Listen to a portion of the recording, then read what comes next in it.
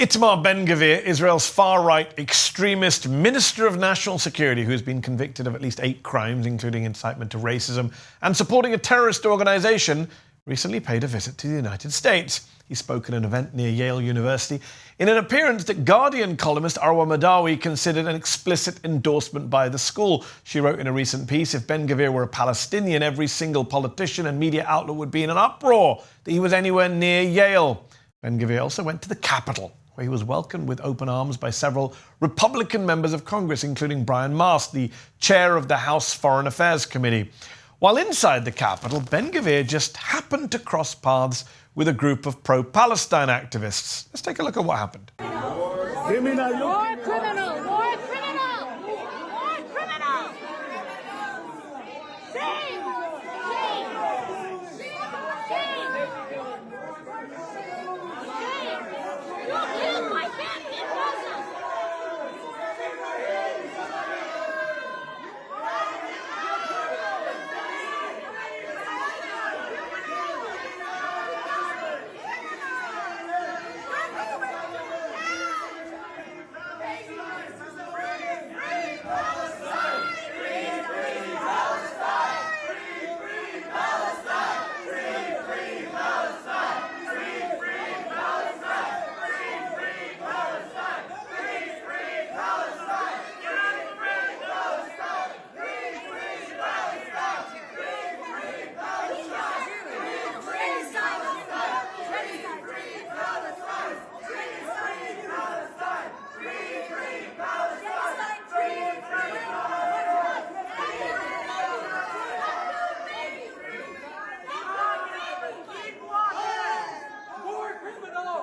That video was shared on social media by award-winning Palestinian author and journalist Laila El-Haddad, whose books include Gaza Mom, Palestine Politics, Parenting, and Everything in Between. She joins me now here in the studio. Laila, thanks so much for coming on Mehdi Unfiltered.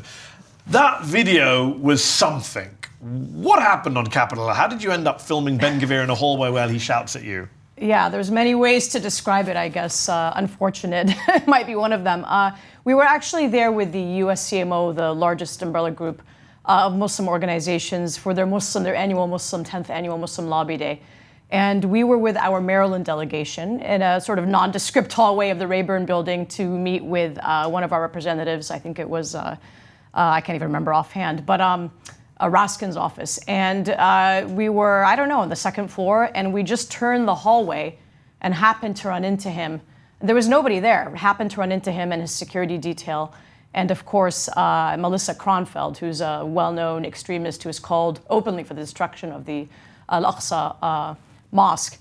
And there was just a moment, I think, of stunned silence on behalf of the group. We looked at each other and... Is it Ben-Gvir? And exactly, I mean, I knew immediately who it was. But I think others might not have. And then someone said, that's Ben-Gvir. And then I just sort of instinctively took out my phone and started recording.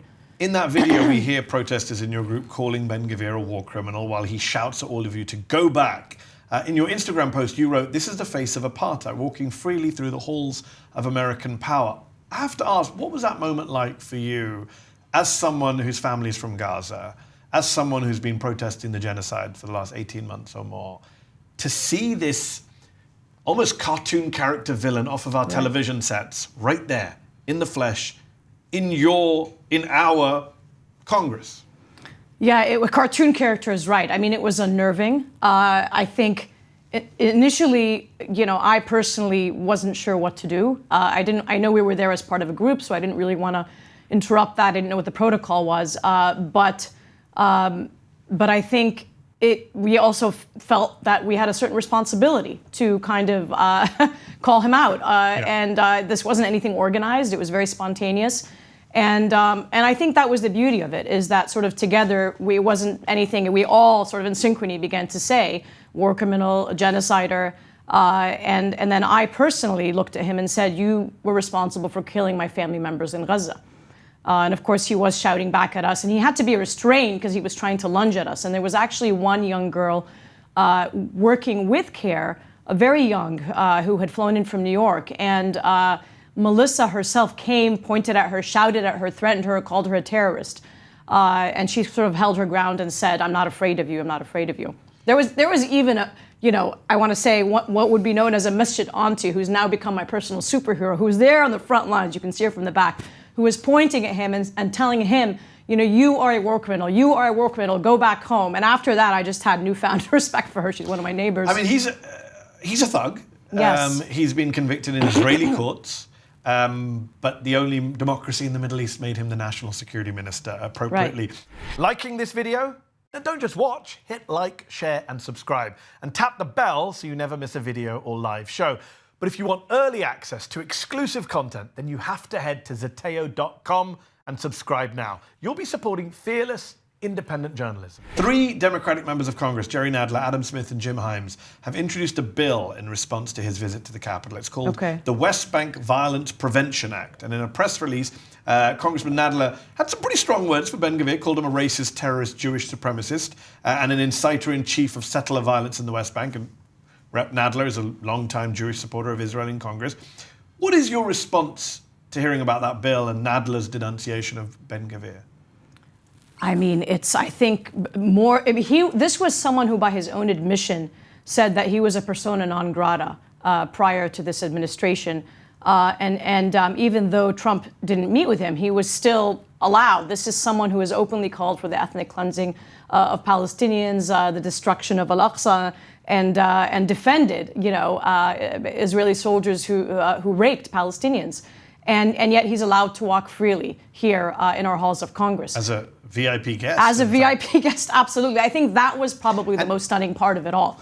And he wasn't just in Congress meeting with Republicans like Brian Mast, who wear Israeli military uniforms to work. He was also at an event near Yale University. Yes. And we have, to be clear, the group he spoke to, Shabtai, is based at Yale. It's not officially affiliated with the university.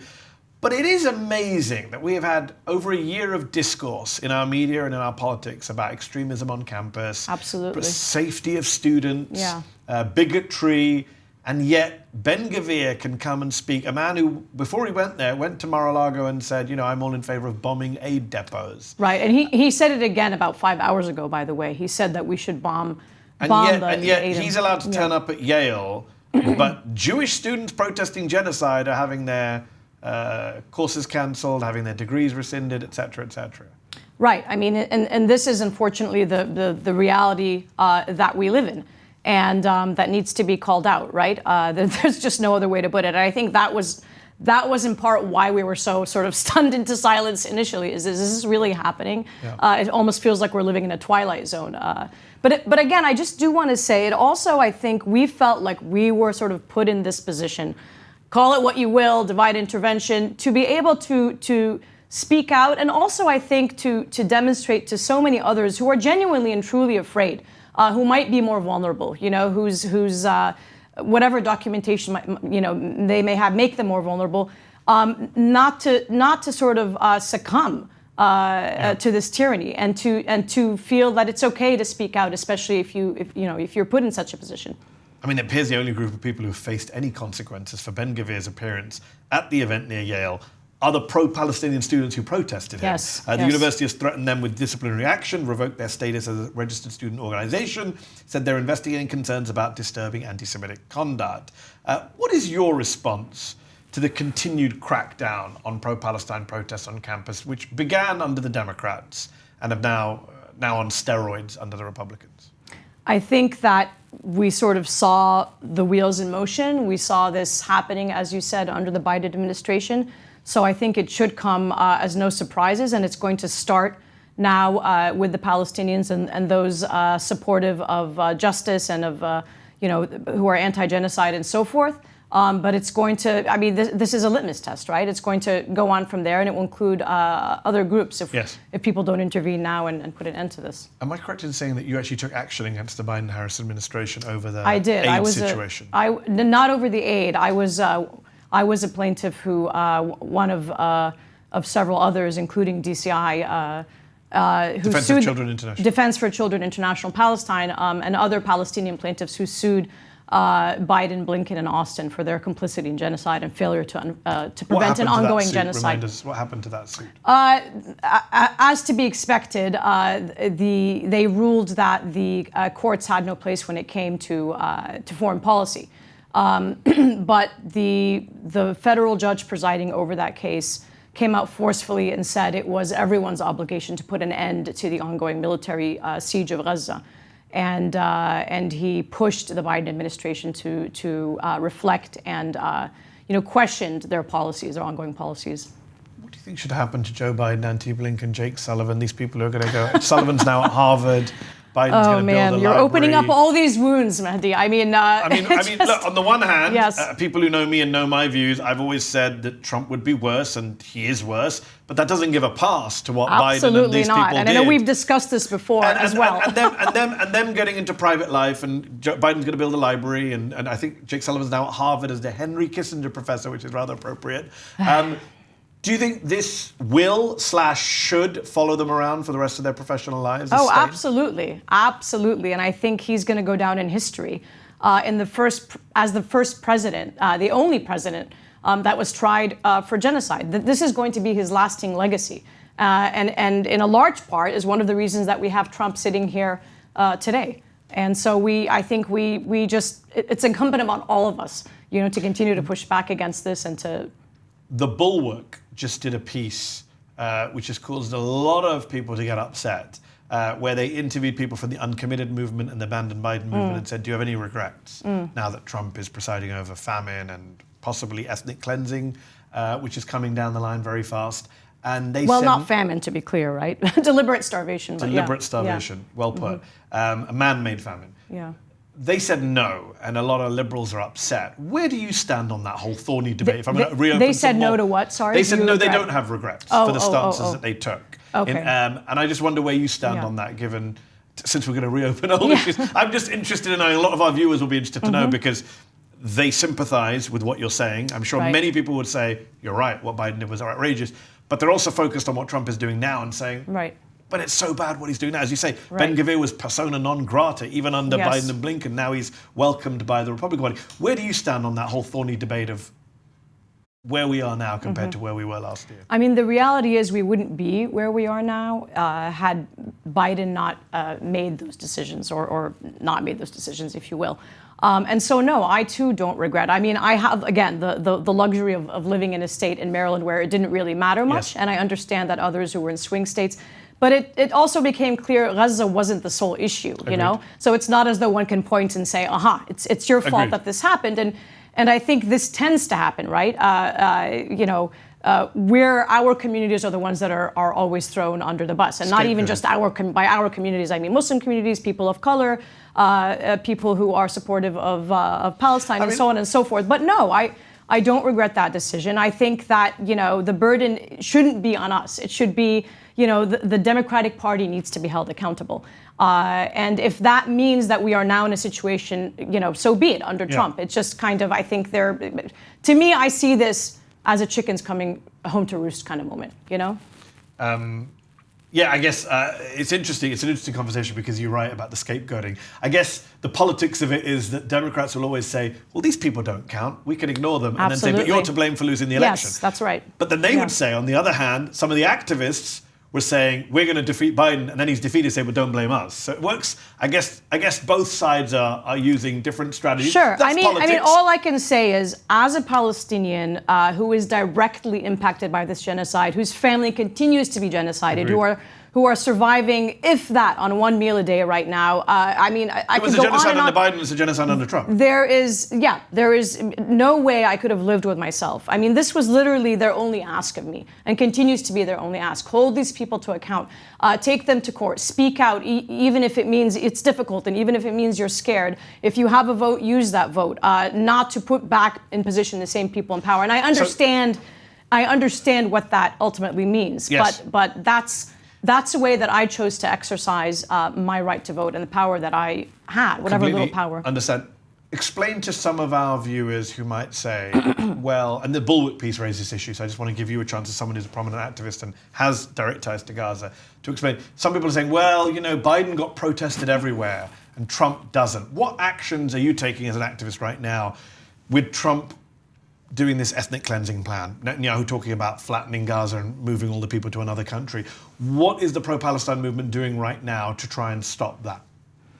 I mean, you know, I wear a lot of different hats. I wouldn't say, you know, activist isn't the main one. I too, you know, work in media. We gave the example of the lawsuit, for example. For sure. What steps can people take now? Because people do feel, not just on Gaza, with Trump, they feel powerless on a whole range of issues. They feel powerless. Deportations. Yes. So what, they're on the afraid. Palestine They feel demoralized. Agreed. On the Palestine issue, what do you think can be done? How do you offer people hope when they say to you, what can we do to stop this shit? Yes. I mean, the first message I have for people is that you have to think about the long game.